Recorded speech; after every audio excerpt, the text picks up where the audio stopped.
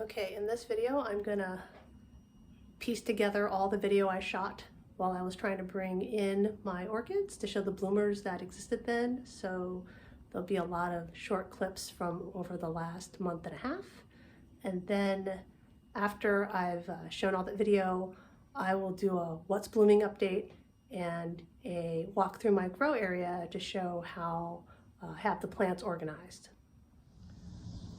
This is Ornithoptera radicans, and it was growing in my tank, and I think I'm gonna have to redo my tank, but I took it out so I could get a picture of it to submit for the monthly Illinois Orchid Society competition, or a photo in lieu of being able to meet. Here's just a quick video of all the spikes. There's 3 here, 4, 5, 6, 7, 8, 9 spikes on my radicans.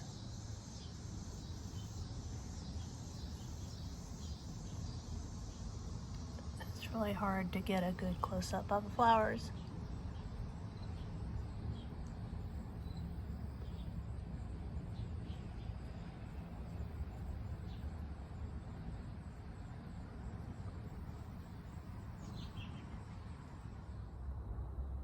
So I am really behind on my fall orchid work to prepare my orchids for going inside.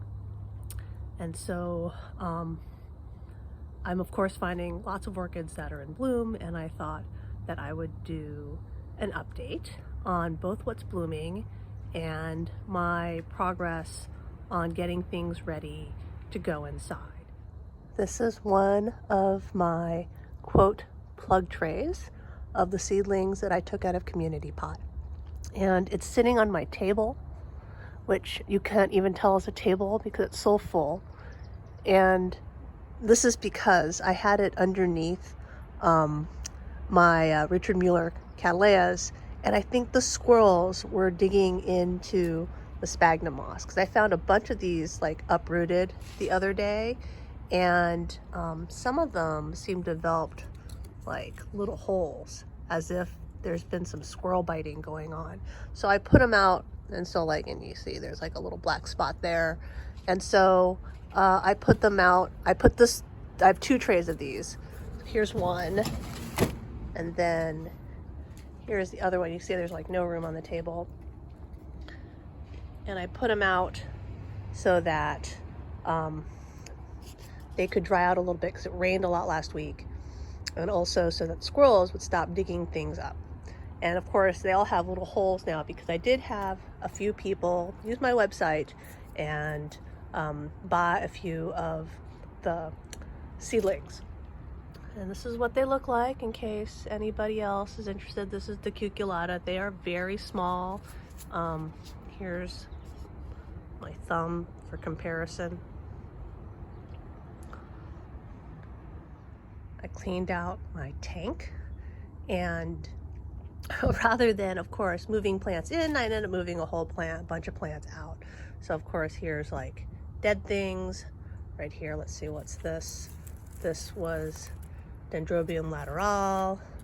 This is Ceratostylus clathrate, and this one's alive. It's a Kiki. This is I tried this one in here. It's Equigenera originally. Epidendrum macrum. It makes these cute little yellow flowers, and it was doing really well, and then it wasn't, and I repotted it, and now it has like 1 live growth, which is super sad. And here's some other ones that were in the tank. Like this is an Orangus mysticidii.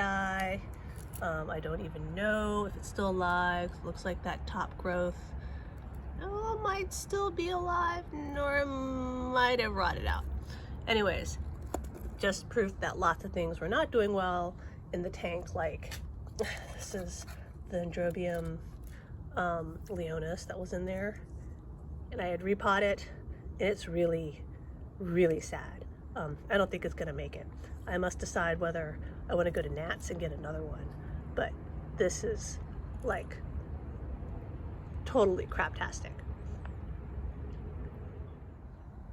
This right here is Tolumnia Gyrac Firm, the Dalmatian clone. I got this from Tazula Tropicals, Tazula Plants. I can't remember what they're part, but it's Tazula in their like 10 for $100 Tolumnia like special a few years ago. They don't seem to have any Tolumnias on their website really right now, but this is coming into bloom. And I think I still have 1, 2, 3, 4, 5, 6. I still have 7, I think, Tolumnias. Sorry, yes, 7 Tolumnias left from Tazula out of the 10. These are the Dendrobium licanastrums that I got from H&R. They were in my tank, and they've also come out. This one, the Varpentensii seems to have done okay, but the other Dendrobium licanastrum is, I don't know, it looks a little shrivelly, and I don't know if they're getting enough light. So I'm quite certain that the squirrels are climbing through my plants, trying to dig up stuff, and I found my Encyclia breviata on the ground, kind of mashed up, and I'm pretty sure this is squirrel right here. Oh yeah, look at this. So see the black and see the holes right there? Some squirrel decided to see if this was edible. So they had a bunch of bites right out of it. So this right here has 2 spikes, and this is my, I think, Brachyolalia Memorial Bernice Foster. It's a Richard Mueller cross. Can't remember exactly what it is. So Brachyolalia Bernice, Memorial Bernice Foster, because Bernice Foster is dead, is Richard Mueller cross to Brassivola subifolia. And this has 2 spikes. And the second one is covered in cobwebs here. But I'm gonna move this inside early so that I can just enjoy the flowers. As a Richard Mueller cross, you can see that the flowers on Brachyolalia Memoria Bernice Foster change color as they age. So these ones over here, which are more pink, are the newer flowers. And then, so this is the newest to open right here. And then this, which is more yellow, is one of the oldest flowers to open. So I'm cutting this seed pod off my Fuchs Gold Cross de Prelure, and I'm thinking it might be fun to cut it open and see what the seeds might look like. That's pretty big.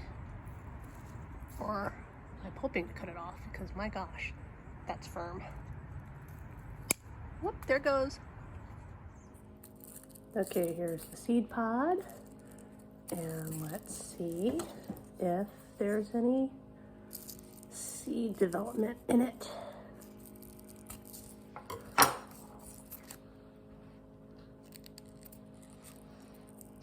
Don't even know if people can see it on the video because it's so close. Oh, and everything is so very, very small.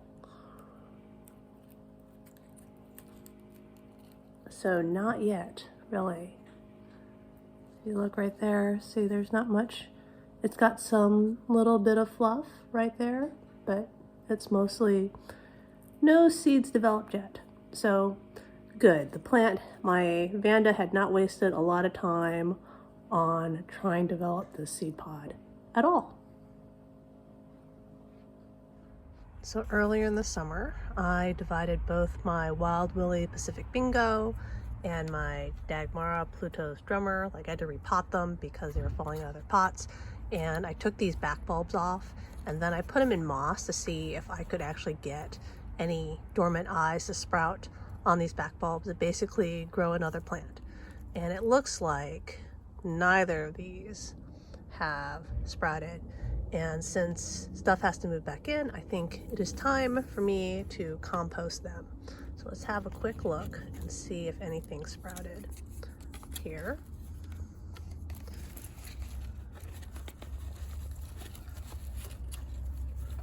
So for this one, this is the Dagmar Pluto's drummer. You can see nothing has grown down here. And so I think this is definitely a lost cause. Here's the Wild Willie's Pacific Bingo. It's a little bit harder to get out, so I wonder if it's actually grown roots, which means I'll keep it even though I can't see it here. So let's see if I can get it out with one hand.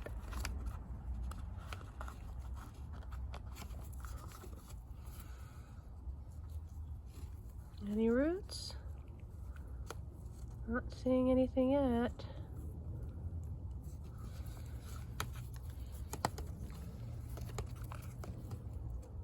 So nothing, it's just a deep rhizome. So yes, this too will be compost now. It's neither of them done anything right here. This is Sophrolelio cattleya, Marie Nohava Hollowed, Abundance, and it has 3 spikes this year. And I've just been waiting for it to open up. And I did lose just 2 buds to the cold, or 3 actually. One has already fallen off, so you see the bud blast right there. And this spike opened up first, and the flowers are already fading. It's a very reliable bloomer. So yesterday I spent the day moving in orchids, and I brought in some of my cattleyas that were coming into bloom. And this is Leliocattleya Pink Treasure by Finkiniana Kennedy's, and it is an SVO, Sunset Valley Orchid plant. And then this right here is my Sophroleliocattleya Twinkle Twinkle. I think I might have shown this flower before, and it has another bud back here. And this actually originally had 2, but due to the cold weather, one of the buds blasted on it. So in my last big update, I told everybody about how that window up there wasn't closing, and you can see it's closed now. It's not fixed. So I don't know if you can tell that the screen's sort of broken, but I couldn't get RJ Morris to come back and actually fix the window. Apparently he's been out west over September trying to do work, and while he was out there, his truck broke down and it needs a new motor, and basically he can't come back. I don't know when. He does need to come and fix the window because it doesn't close. So what I had done is I had my general contractor come out and basically put a ladder up and push the window shut from the outside. So now it's shut, it can't be opened. Basically what they figured out is that the miters have collapsed on that window, and the whole window is sagging a 1/4 inch, which is why it doesn't close. So while I spent the month trying to wait for RJ Morris to come back, I arranged my plant room like this. So the idea was that I had solid racks on either end of the room, and then I have these movable IKEA racks in the middle of the room under the window so people could reach up and work on it. And this was actually very useful when they had to come and push the window shut. And so then here over on the north end is my other unmovable rack. And I guess I can also basically move all these out. But the idea of the IKEA movable racks is they're for all my mounted orchids, and I also can rotate everything, as you can see, like this. So now I can rotate it out. All right, so there's one. And then let me rotate this one. So it rotates out, see, like that. And then I can use a sprayer and spray them. But then when I'm done, I can rotate them back to the glass, and my sunroom faces east and they can get morning light. So right now it's about noon. You can see all the lights coming from the south. But this lets me water my mounts, and they don't have to be sort of out in the middle of the room all the time. All right, so now coming around onto the other side then is in the bottom right corner of the room, I guess, on the west wall. I have another unmovable rack. And this rack is basically got a bunch of cattleyas, and then it doesn't really get enough light. So I put in supplemental lighting. I bought this LED light strip, and I put it, you can see, basically along the middle frame, all the way across the top.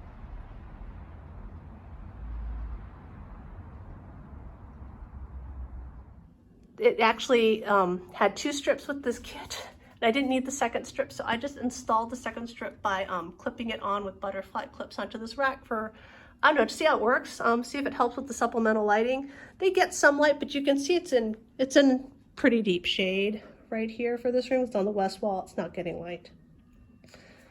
So that didn't stop me from having one gigantic bucket of nobly hybrid dendrobiums that are sitting on the floor in pinto range to be eaten. So I do have room underneath my racks for some more orchids. I have a few in the trays right here along where the heating unit is. So this is the front side. There are my plug seedlings. I have them high up on a plastic under the bed tray because I'm trying to minimize the amount of room where Pinto can get his head in there so he can't eat them. And then I have a humidifier, and then, and I have a second humidifier right here, which is, it's a fogger, it's a reptile fogger, and then this sprays mist down to help keep these. So this is what I'm doing this year instead of having the fogger trays. We'll see how it works. And then this I can move, since it's on a tube, I can move it around to different areas.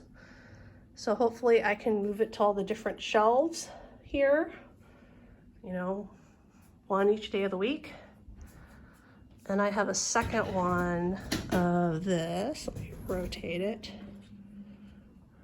right here for the north immovable shelf, where I have things again stacked for how much light it needs.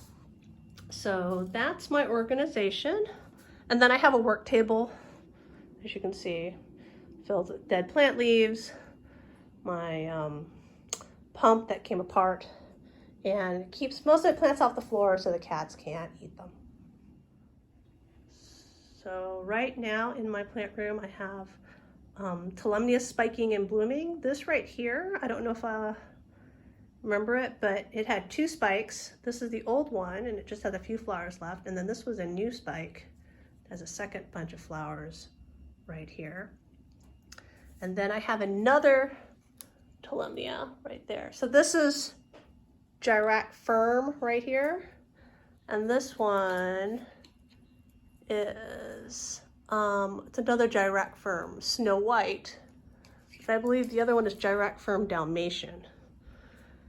My little stars right here is opening up. You can see that right here.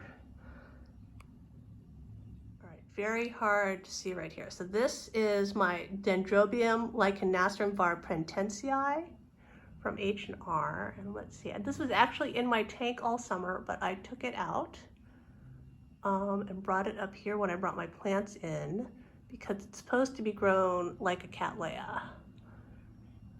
So it's supposed to get dry. So I moved it to the mounts. And then this over here, which I don't think has any blooms. Oh, it has a bud. Tiny little bud, is my other Lycanastrum. So I have two of them. One is Varpentensii with the bigger leaves, and the other one is just the regular Lycanastrum. So right here, I always have to be careful not to hit it with the rack when I swing it around. It's coming off the end of the shelf is Richard's Bonanza. So there we go. That 3 beautiful, well-presented flowers. And I think I have a second one of this available for sale if anybody wants it. So I've taken off my shelves Sapphirolalia cattleya Junebug, Venice Sunshine, which is right here. And then this is George King Southern Cross, right here. It's sitting with my gardenia and my variegated lemon and all the tomatoes that I took out of my garden that still are green, and I'm hoping they'll ripen in the warmth in this room. I've got a lot of stuff in bud. This Vanda of Dr. Ennek by Samiran is spiking. I think this is the first time this has spiked for me since I pulled it out of the dumpster pile. So very exciting there. My Cattleya Chocolate Drop is in bud. This is my Marie Nohava Hollowed. It's basically done. I had it downstairs in my sunroom, and I just brought it back up because it's done blooming. This right here is my Habenaria Regnieri Gabby. Now this is from Joel Edwards, and this, if you remember from a video back in the spring, was the corm that I thought was dead, but I hadn't thrown it out yet. Basically, I didn't think there was a corm in there. I'd squeezed it and I thought, oh, it died. It was just a little hollow hole, and then surprise, surprise, something sprouted out of the sphagnum moss. So thank God it was still alive. I didn't kill it, and it has this nice cluster of blooms now. Joel would just tell me I'm stupid.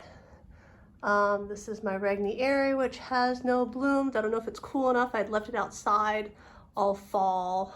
Hopefully it's not too hot in here for it now. So here's the fogger going. These are a whole bunch of dendrobiums that I have in here. I do have a bunch of Australian type dendrobiums coming into bloom right here. In this tray, and of course over here you can also see spikes right coming past the fogger. Come, turn, little fogger. There. And then let's see what else I can find.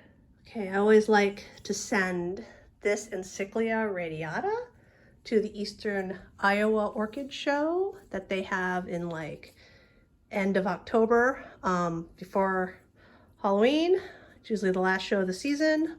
Of course, this year due to the coronavirus, unable to send it, but you can tell it's got lots of spikes on it.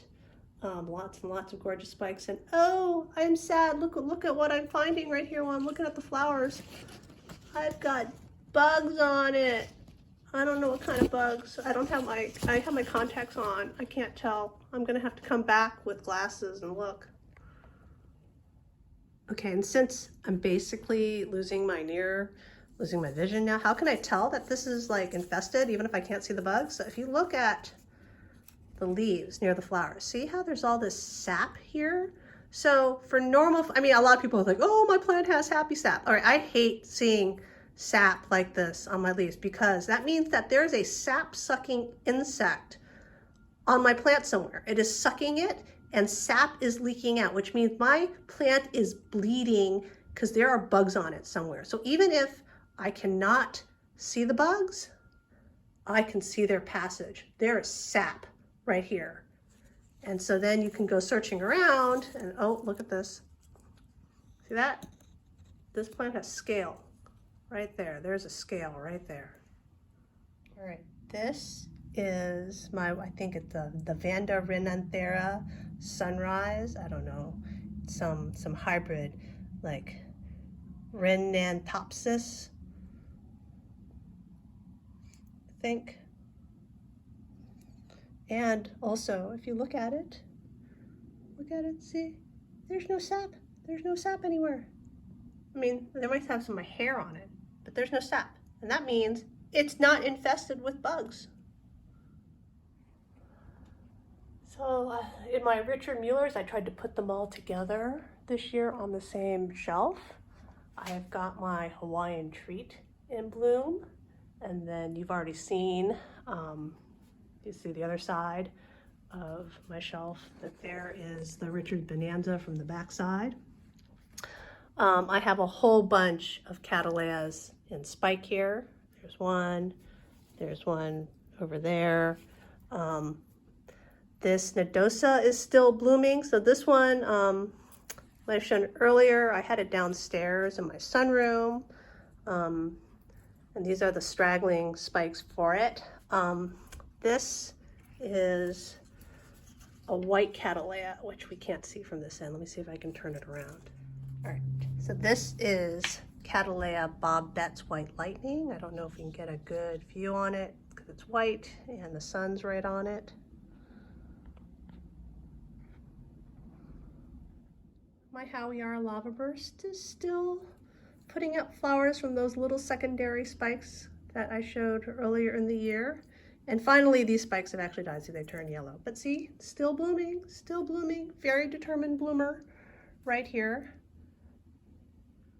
Currently, my downstairs sunroom has a mix of cymbidiums that I want to keep cool in hopes of inducing spiking, and the Phalaenopsis that I have not daringly moved back to my workplace.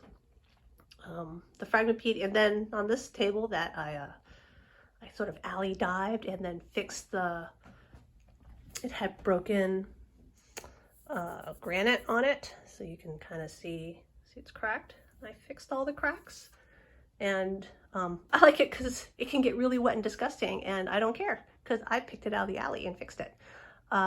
It's got this table right here, has all my blooming orchids in here for the most part, so that I can enjoy them. I have some Masvidalias from my sister in here still, as well as other things that I think need to be cool intermediate that are dying because it's too hot in my house. I have the remains of my Troy Myers right there and right over there, flasks that are not making it. And then most of this stuff will probably need to be moved out when it finally gets too cold to work in here. So right now in my downstairs sunroom, which is not that sunny, I have a bunch of Cattleyas and winter storage plants. I'm not sure how much longer I'll be able to use this room. It is getting pretty cold, but we're having a slight warm spell. So this is a Shari Baby, if we could actually see it here. There, this is Oncidium Shari Baby Sweet Fragrance. And then this is a Phragmipedium. It came with the tag Caudatum, but I believe it is actually Colorum. I posted it on Orchidholics Anonymous and asked for some ID assistance. I think back in the spring. This currently has 3 spikes, so there's 1, 2 right here, and then this one, which hasn't opened up yet, which is 3. So we'll just have to see how it does. It's been in bloom for a while, and the remains of this Peloric Phalaenopsis, which has been in bloom basically all summer. And if you want to know what it is Mingxing Candice. All right, put its little tag back so we don't lose it. We don't ever want to know that this is not Mingxing Candice. And then right here, this may have been shown earlier, this is still in bloom. It's been in bloom since I brought it in mid-October. And this is Kukara Tropical Snowflake. Currently in my bedroom, I have my spotless Potenara Naomi's Delight. Everyone else's in the world has spots, but mine doesn't. And then I have here It's BCT. I don't know what that stands for. Aka's Aloha Dream Dust. I got this from High Desert Orchids last year, and it came with one flower, and so this is my first reblooming of it. And then over here I have my Memoria Bernice Foster. This is a Richard Mueller hybrid, and it had 2 spikes. This one's almost done now, as you can tell, and this is the second one.